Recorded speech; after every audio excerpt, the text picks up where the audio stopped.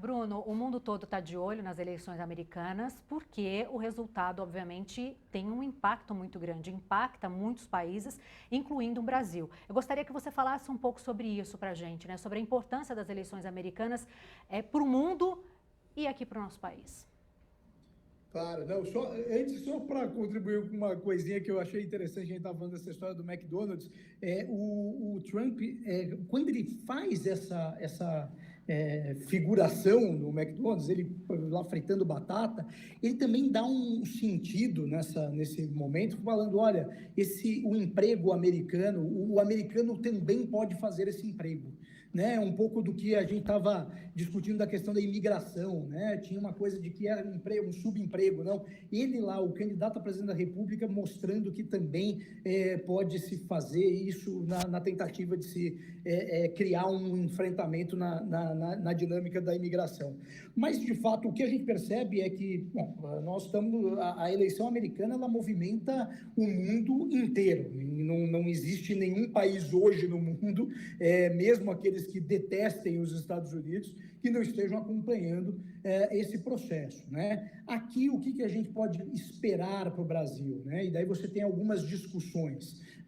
Alguns economistas imaginam que uma vitória do Trump poderia fortalecer o discurso de protecionismo norte-americano, e isso, inclusive, foi apontado como um dos fatores para essa volatilidade do dólar nos últimos dias que a gente tem visto, né? Um aumento do dólar, porque existe uma expectativa maior de vitória do Trump do que da Kamala, e isso alguns economistas estavam imaginando que poderia ser ruim para o Brasil. Outra coisa, a própria relação Trump-Lula, como que se daria, né? A gente teve um momento de relação Trump-Bolsonaro e depois um momento de Bolsonaro-Biden, que não era tão próximo, e agora Biden-Lula, que em tese seria mais próximo, mas também a gente não viu grandes proximidades assim, né? Então tem um pouco dessa discussão do que é melhor para o Brasil.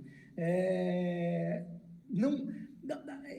muito estranho, porque a gente teve, por exemplo, momentos em que George Bush era presidente, Lula presidente, os dois se davam super bem e as relações parece que fluíam, né? Mesmo um republicano e aqui um candidato, um do PT, que seria a esquerda, que dialogaria melhor com os democratas nos Estados Unidos. De fato, o que a gente pode perceber o que talvez cada um dê de demonstrações para o mundo qual seria o papel da Câmara nessas guerras que os Estados Unidos estão acompanhando, que o mundo acompanha. Guerra da Ucrânia, guerra de Israel, como que um governo Câmara, com uma visão mais progressista de mundo, como que ela enxergaria esse enfrentamento que ocorre hoje. Essa é uma questão que está posta. Outra questão é como que o Trump vai lidar com a China. Ele tem feito um discurso muito forte de embate aos chineses. Isso ele já tinha feito lá atrás, mas agora parece que está um pouco mais... ele tem trazido mais esse discurso. Quanto que isso pode impactar nas relações entre as duas grandes potências do mundo, né? Tudo isso a gente não sabe, a gente ouve do discurso. A prática pode ser outra completamente diferente. Os Estados Unidos precisa fazer um rearranjo local em função desse déficit gigantesco que foi criado pelo governo Biden, né? Um governo que aumentou demais os gastos públicos, muito em função para tentar vencer a questão da pandemia, do que foi o Covid. Então, ele vem com grandes investimentos públicos, isso aumenta e cria um endividamento interno nos Estados Unidos. Então, esse é um ponto. Então, essa discussão vai se dar muito forte para o próximo presidente, ele vai ter que lidar com isso, e o quanto que isso pode suprimir a questão internacional num próximo governo, né? Eu acho que são esses pontos que vão ser respondidos aí, e acho que os professores daí, com a visão deles internacionalista, de professores de relações internacionais, podem talvez nos dar melhores respostas a respeito disso, tá? Essa possibilidade de guinada protecionista com uma possível vitória de Donald Trump Preocupa de alguma forma, porque ele, por exemplo, já prometeu aí uma taxação de 60% sobre produtos importados da China nos Estados Unidos e também um aumento de taxação produtos importados, acho que de 10% a 20%, se eu não me engano. Qual o impacto que isso pode ter para o mundo, né, dessa taxação que ele promete, claro, para proteger a indústria americana? Pode ir você agora. Por o chapéu de economista, né? Bom, o que nós temos hoje já é um mundo com protecionismo. Nós temos que entender que isso já está acontecendo. A China recentemente fez lá um que nós chamamos de dumping, que é quando um país descarrega suas mercadorias em outro país, e de painéis solares e veículos, né? No dia seguinte, a União Europeia dobrou a tarifa, os Estados Unidos também, e mais ou menos umas 3 semanas depois o Canadá.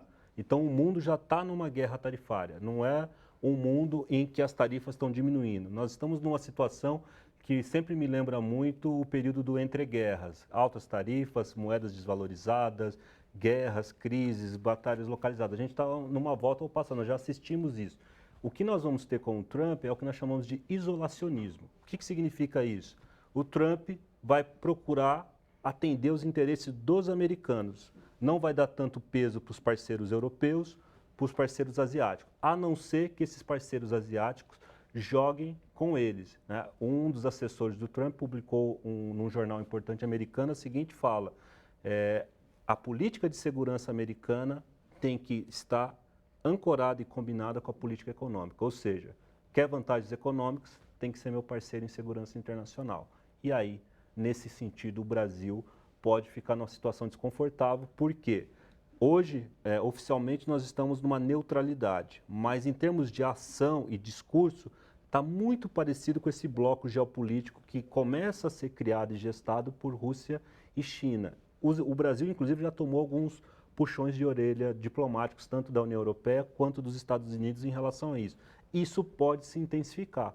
Ou seja, se a metralhadora do Trump mirar a China e o Brasil tentar apaziguar, nós podemos já perder o pouco contato que temos. Mas lembrando o seguinte, o Brasil nunca teve ali grande crédito com os Estados Unidos, né? O Brasil, inclusive, faz poucos acordos internacionais, mas seria um momento de renovação, uma nova oportunidade, seja com o Trump ou com a Câmara, seja Lula ou um outro governo, podem começar uma nova aliança. E claro, como o Trump ele é bilateral, ele quer fazer acordo tete a tete, o Brasil pode tirar uma vantagem disso. Biden e Harris querem chamar uma mesa grande de negociação e aí o Brasil não é o convidado principal.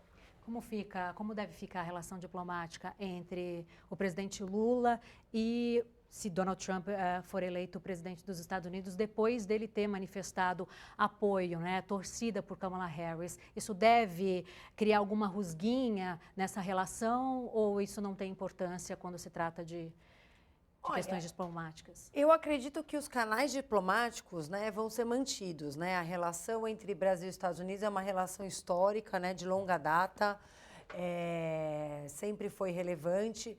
Ainda hoje, os Estados Unidos é o segundo principal parceiro comercial né, dos Estados Unidos, então a gente tem, né, como um parceiro comercial importante, é um grande investidor também no país. Então, em termos de canais diplomáticos, deve ser mantido. Agora, em termos de relação entre os presidentes, vamos dizer, né, a coisa mais pessoal, é muito difícil a gente projetar, porque o Trump, ele é uma pessoa instável.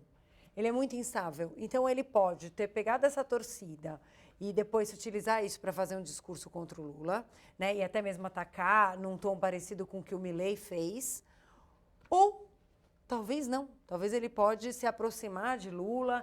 Então, acho que vai depender muito mais de uma vontade de Donald Trump ser eleito do que do presidente Lula. Porque eu acho que o presidente Lula ele tem uma visão pragmática e ele vai buscar estabelecer relação, seja com Donald Trump, seja com Kamala Harris.